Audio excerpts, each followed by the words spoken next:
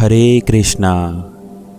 पिछले वीडियो में हमने ये जाना था कि भक्ति करने वाले साधक को अहंकार नहीं होना चाहिए।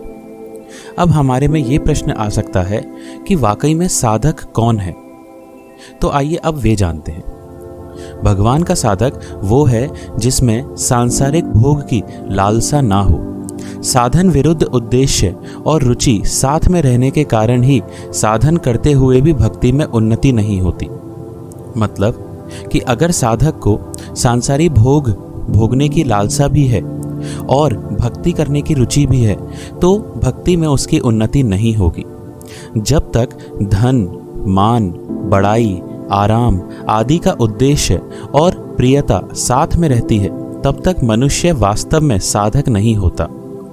कभी पारमार्थिक रुचि, कभी सांसारिक रुचि, कभी सद्गुण सदाचार, कभी दुर्गुण दुराचार, इस प्रकार साधन के साथ साथ साधन विरुद्ध बात तो प्रत्येक साधारण मनुष्य में रहती है। किसी मनुष्य में साधन की मुख्यता रहती है और किसी मनुष्य में साधन विरुद्ध आचरण की मुख्यता रहती है। परमात्मा का अंश होने के कारण सद्गुण सदाचार से सर्वथा रहित कोई मनुष्य हो ही नहीं सकता। अतः थोड़े से सद्गुण सदाचार से, थोड़े से साधन से जो अपने को साधक मान लेता है वह गलती करता है। वास्तव में जिस मनुष्य में साधन विरुद्ध आचरण नहीं है, किसी भोग का उद्देश्य नहीं है, सिर्फ एकमात्र परमात्म तत्व की प्राप्ति का ही उद्देश्य है, वही साधक कहलाने योग्य है। अब सांसारिक और साधक के भाव में क्या अंतर होता है?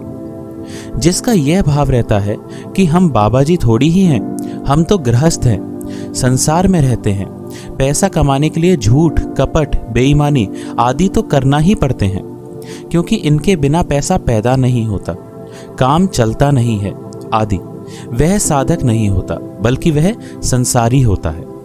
परंतु जिसका यह भाव रहता है कि मैं तो साधक हूँ और मेरे को केवल भगवत प्राप्ति करनी है, अतः मैं साधन विरुद्ध कार्य कैसे कर सकता हूँ, वह असल में साधक होता है। साधक का यह भाव होता है कि जीवन निर्वाह के लिए झूठ, कपट, बेईमानी आदि करने की जरूरत ही नहीं है। काम चलाने की जिम्मेदारी ईश्वर पर है, हमारे पर नहीं। अगर ये सोचें कि यदि अन्न जल ना मिलने से हम मर जाएंगे तो क्या अन्न जल मिलने से हम नहीं मरेंगे? समय से पहले कोई मर ही नहीं सकता, तो फिर जीवन निर्वाह के लिए चिंता करने की क्या जरूरत है? सांसारिक रुचि वाला मनुष्य सांसारिक कार्य तो पूरा लिप्त होकर करता है, परंतु पारमार्थिक कार्य निर्लिप्त होकर केवल नियम पूर्ति के लिए करता है। परंतु पारमार्थिक रुचि वाला साधक पारमार्थिक कार्य तो लिप्त होकर करता है, पर सांसारिक कार्य केवल कर्तव्य मात्र समझकर करता है। इसलिए साधक का कोई धर्म, वर्ण नहीं होता। हम ये कह सकते हैं कि परमात्म तत्व की प्राप्ति न स्त्री को होती है, न पुरुष को होती है, न साधु को होती है, न गृहस्थ को होती है, न ब्राह्मण को होती है, न क्षत्रिय को होती है। अर्थात भगवत प्राप्ति किसी जाति, वर्ण, आश्रम, संप्रदाय आदि के व्यक्ति को नहीं होती, बल्कि पूर्ण साधक को होती है। अतः जो साधक होता है वह स्त्री, पुरुष, साधु, गृहस्थ आदि नहीं होता।